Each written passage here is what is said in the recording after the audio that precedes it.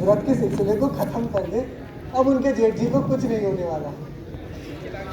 पारसा बेगम, आपने देखा आपके राखी भाई और भाभी की हमसे मोहब्बत का क्या आलम है। अल्लाह आपको खुश रखे। मैं अभी मालती भाभी के लिए मिठाई लेकर आती हूँ। भाई, मैं महसूस कर सकता हूँ आप इस फैसले से ज़्यादा खुश नहीं है। अब आगे और कुछ नहीं होगा। उन्होंने आपको जो सज़ा देनी थी दे दी, आपका मुरादाबाद ट्रांसफ़र कर दिया। अब इससे ज़्यादा वो और कुछ नहीं कर सकते। नहीं भाई राशिद, हम तो आज़ाद हो गए, लेकिन हमारी कौम का क्या? कौम? क्या आपका कोई दोस्त अभी भी गिरफ्तार है? नहीं, कौम को गिरफ्तार करने की ज़रूरत ही क्या है? उन्होंने तो पहले से ही जहालत की बेड़ियां अपने पैरों में पहन ली। उन्हें सलाखों के पीछे भी धकेलने की जरूरत नहीं है। फरसूदा रसूमात के जिंदा में उन्होंने खुद को कैद कर रखा। अपने इत्तेहाद के लिए, अपनी यूनिटी के लिए जाने जाने वाली ये कौम छोटे छोटे फिरकों में तकसीम होकर रह गई। एक मसलक वाले दूसरी मसलक वालों के लिए कुफ्र के फतवे जेबों में लिए फिरते। सफाई जिनका आधा ईमान हुआ करती थी, आज उनके मोहल्ले, उनके घर गिलाजत और गंदगी की मिसाल बनकर हैं। अच्छे बुरे की तमीज छोड़ छोटे छोटे मफादात के लिए कौम और मिल्लत का बड़ा सा बड़ा नुकसान करने के लिए उन्हें कोई रोक नहीं सकता। शराब और गांजे की लतें तो थी ही, अब ये मुफ्तखोरी और काहेली की घुन उन्हें अंदर ही अंदर दीमक की तरह खाए जा रहे हैं। ये अपने आप को एक कौम कहते हैं, लेकिन मजहबी और सियासी ठेकेदारों ने इनके अंदर इतने तफरीके पैदा कर दिए हैं कि एक ग्रोह दूसरे ग्रोह का खून का प्यासा होकर रह गया। जरा जरा सी बात पर मरने मारने पर आमादा हो जाते हैं, कुव्वत बर्दाश्त खो चुके हैं। रोज अदालत की कुर्सी मेरे लिए कांटों का ताज होती है बाहिरा शंकर, होता है शबो रोज ये तमाशा मेरे आगे। मैं और नहीं देख सकता। अगर हम इसी तरह हाथ पर हाथ धरे बैठे रहे तो हम में और जानवरों में क्या फर्क होगा? हम भी अपनी मादा के लिए जिए, बच्चों के लिए जिए और मरे। हमें इंसान कराने का कोई हक नहीं होगा, कोई हक नहीं। मेरे भाई, मेरे सैयद भाई, मेरे अहमद भाई, आप और आपका कौम के लिए ये प्यार, ये जद्दोजहद, भाई मैं आपके साथ हूँ। हर कदम मैं आपके साथ हूँ भाई, मैं आपके साथ हूँ।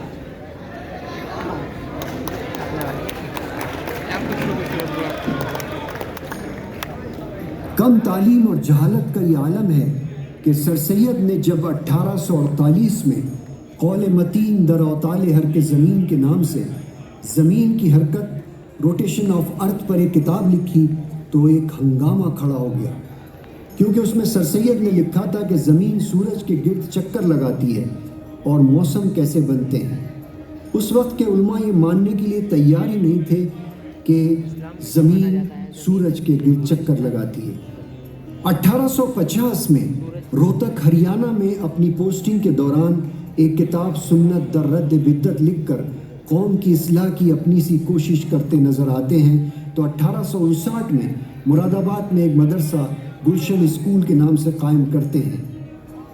रिसाला खैर ख्वान मुसलमान उर्दू में और लाइल मोहम्मडन्स ऑफ इंडिया अंग्रेज़ी में 1860 में लिखी। 1860 में मुरादाबाद में बहुत खौफनाक कहत पड़ गया। सर सैयद आले रहमा और उनका पूरा ख़ानदान रिलीफ कैंप्स में दिनों रात कहत और भूखमरी बीमारियों से बदहाल लोगों की खिदमत करता रहा। इसी दौरान सर सैयद की बेगम को कोई ऐसा मर्ज, ऐसी बीमारी लगी कि वो बच नहीं सकी और उनका मुरादाबाद में इंतकाल हो गया। 1861 में आसारुस सनादीक का दूसरा एडिशन आया। 1862 में एशियाटिक सोसाइटी ऑफ बंगाल के लिए तारीख़ फ़िरोज़ शाही लिखी। गाज़ीपुर में 1862 में तबादला हुआ और 1864 में वहाँ विक्टोरिया मेमोरियल स्कूल कायम किया। गाज़ीपुर में तबीयतुल कलाम की तफसीर लिखी तो बाइबल और तौरेत की तफसीर भी लिखनी शुरू की, जो कि किसी मुसलमान के ज़रिए लिखी जाने वाली पहली तफसीर थी। 1863 میں رسالہ التماس بخدمت ساکنان ہند درباب ترک تعلیم کے نام سے شائع کیا، جس میں مسلمانوں سے اپیل کی گئی تھی کہ وہ تعلیم نہ چھوڑیں۔ وہ بھلا کہاں ماننے والے تھے، نہ سر سید ہار ماننے والے تھے۔ اس سے پہلے 1863 میں تزک جہانگیری کو لکھا اور 9 جنوری 1864 کو غازی پوری میں اپنے سائنٹیفک سوسائٹی کو قائم کر ڈالا۔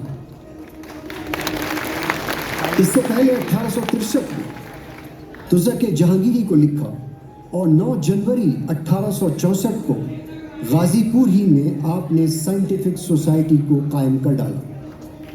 اپریل 1864 میں آپ کا علی گڑھ تبادلہ ہو گیا۔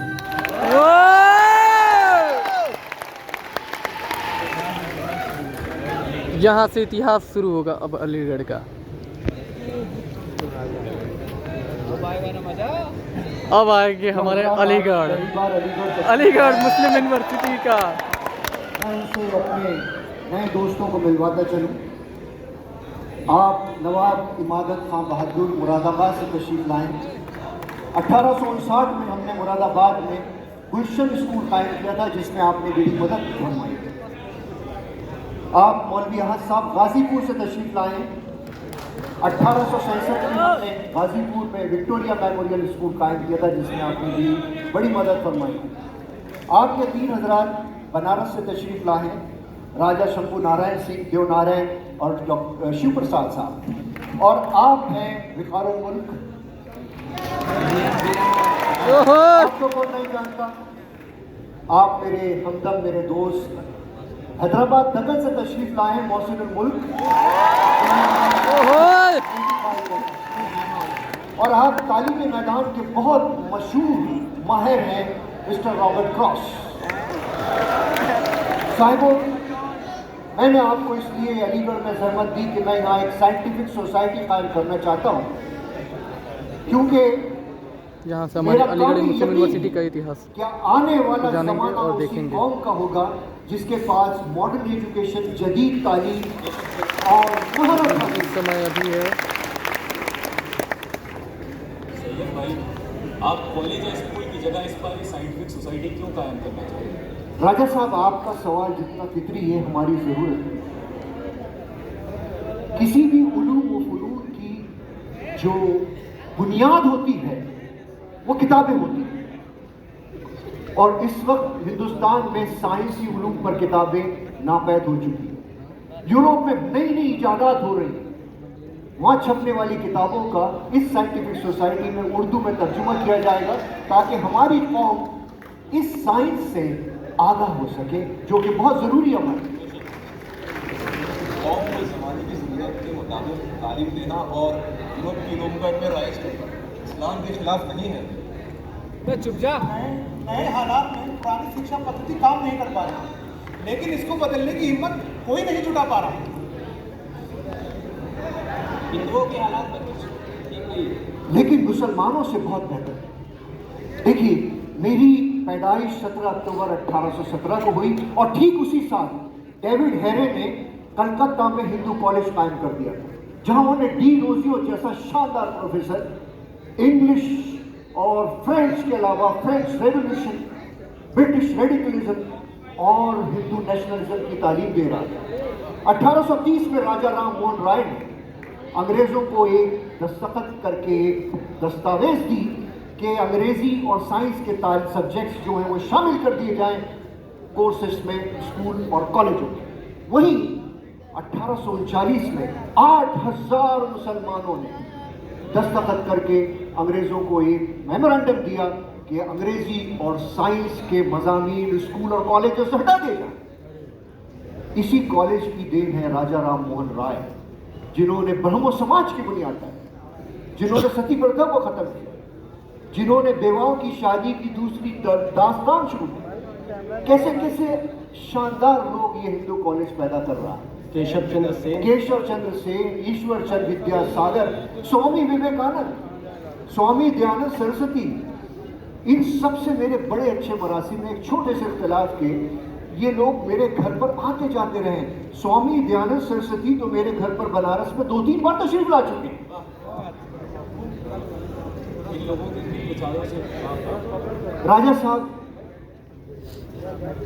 स्वामी दयानंद सरस्वती और राजा राम मोहन राय और इनके हम नवाओं के नजदीक लफ्ज कौम का मतलब सिर्फ हिंदू मजहब के मानने वाले।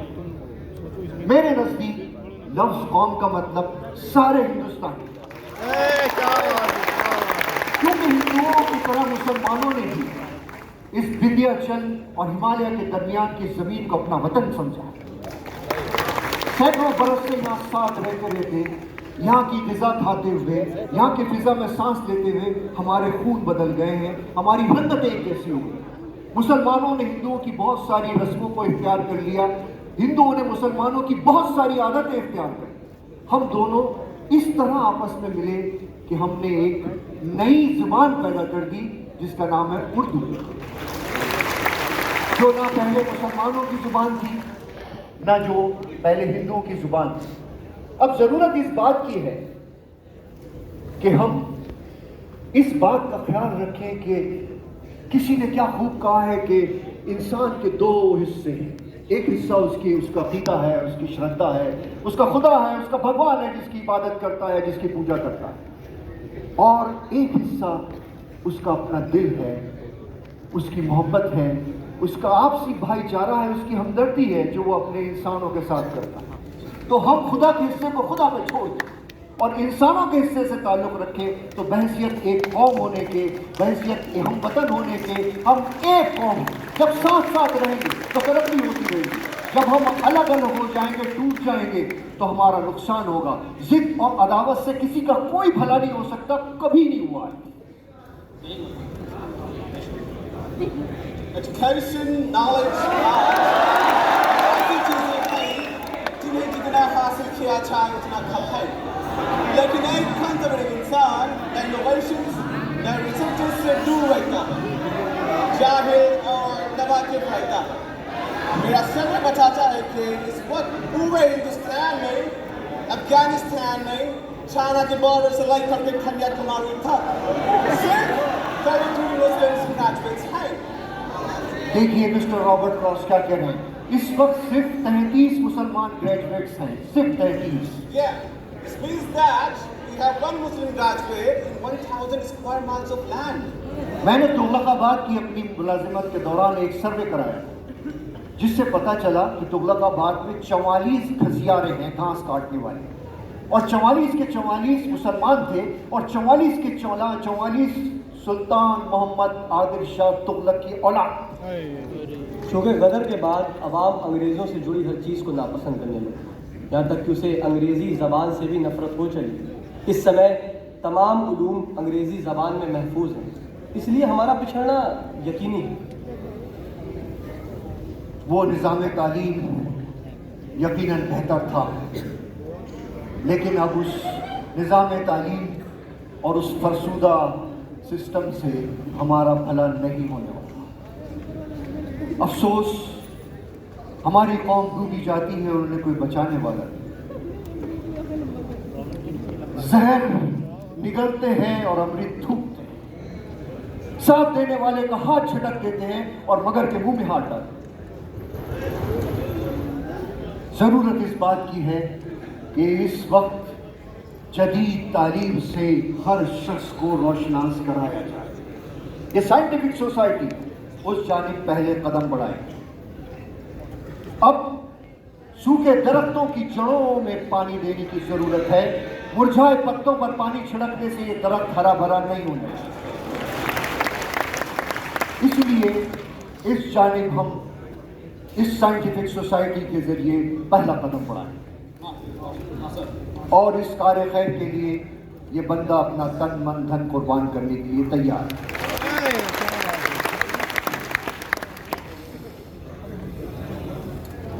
एक मैं ज़रूरी बात आपको बताना चाहता हूँ कि इस वक्त की हालात को मद्देनज़र रखते हुए तारीख का एक मुताला ज़रूरी है।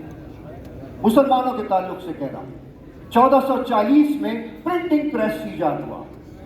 फतवा दे दिया गया कि प्रिंटिंग प्रेस में किताबें छपवाना नाजायज़ है, लिहाजा हमारे मखतूतात 250 साल तक दीमक और आग की नजर होते रहे और हमारी किताबें छप नहीं सकी और हम छूट दी दुनिया से 250 साल पीछे चले। यही हाल हमने औरतों की तालीम का भी किया। हमने ये कहा कि औरतों का कॉलेज जाना और औरतों की तालीम नाजायज है, लिहाजा हमारी औरतें 150 साल पीछे चल रही हैं। बेशक, जिसकी वजह से ये नौबत आज पहुंची है कि पढ़े लिखे मर्दों को जाहिल और कम पढ़ी लिखी औरतों के साथ गुजारा करना पड़ रहा है। भाई, आप इस तरह भरी महफिल में हमारी भाभी साहिबा का मजाक नहीं उड़ा सकते।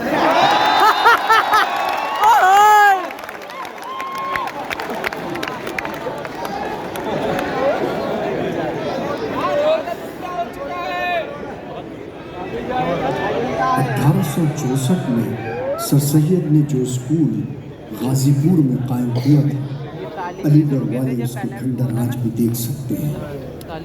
गाजीपुर ही क्यों, खुद अलीगढ़ में सर सैयद ने जो साइंटिफिक सोसाइटी की पहली बिल्डिंग बनाई थी, उसकी हालत भी कुछ ठीक नहीं है। 1 जनवरी 1867 को ईस्ट इंडिया एसोसिएशन लंदन के मेंबर बनाए गए।